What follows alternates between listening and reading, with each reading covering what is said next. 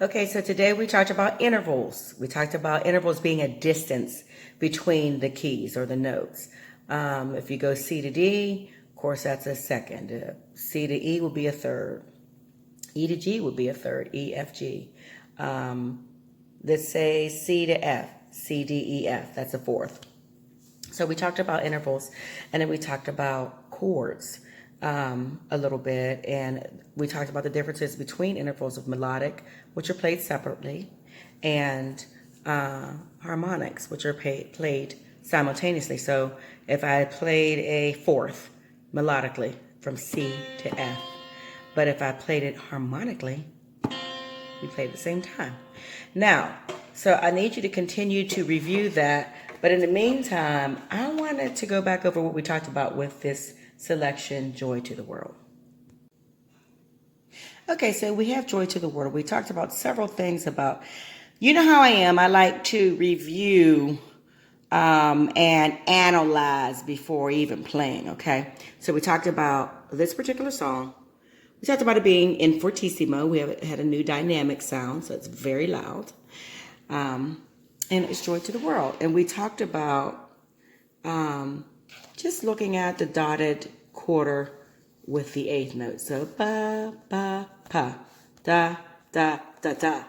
So that's what helps it to play that way rhythmically. But what we analyze, one thing, is that this is nothing but a descending C scale. And we've done these before. We've done these before, and it's the same fingering, 1, 2, 3, 1, 2, 3, 4, 5.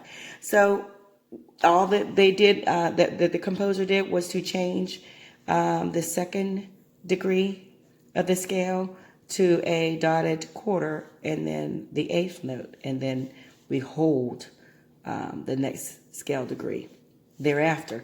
So let's look at that scale. So if we were to play our C scale, we've been playing it ascending. See? 5, 4, 3, 2, 1, 3, 2, 1. Coming back down is 1, 2, 3, swing, 1, 2, 3, 4, 5. Okay? It's just the opposite.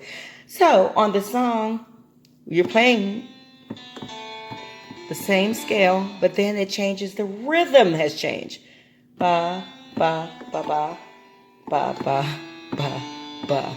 Okay? Makes it easier, doesn't it? We also talked about the crescendo right here. And what that means is it just starts soft and gradually gets louder. We talked about the line right here. I call them, they look like brackets. You see them every so often in the song. See them on the bottom here. Where is it? One here, one there. And those brackets are just your sustain pedal on the right. There's 3 pedals on the bottom and someone to the right. So you press down, hold, lift up.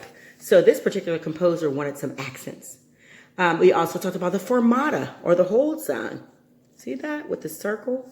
Not the circle, but it has a dot with a little thing over it, curve over it. That means you hold it for as long as you want.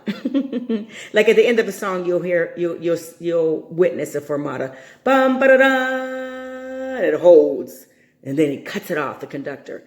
That usually indicates there's a fermata at that part of that song, okay? So the composer wants you to hold it for a little bit and then get back into the song, okay?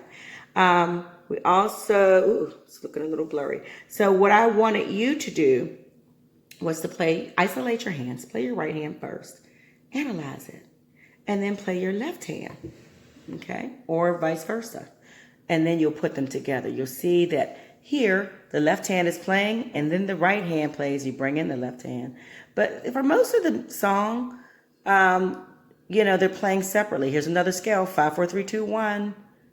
And then, actually, it's 5, 4, 3, 2, 2, 1, and crossing that 3 over, which is a descending C scale. I love it. I love it when you can apply what you're learning in theory and in different regiment and be able to apply it to actual piece. So that is that. And then on the left hand, we've got some harmonics. There's a harmonic second that it repeats. See, they're in the same area, so they repeat. And then a harmonic third, okay? And here we have the C chord, C major chord, and then it expands with your B on the lower part and your 1 and your 2.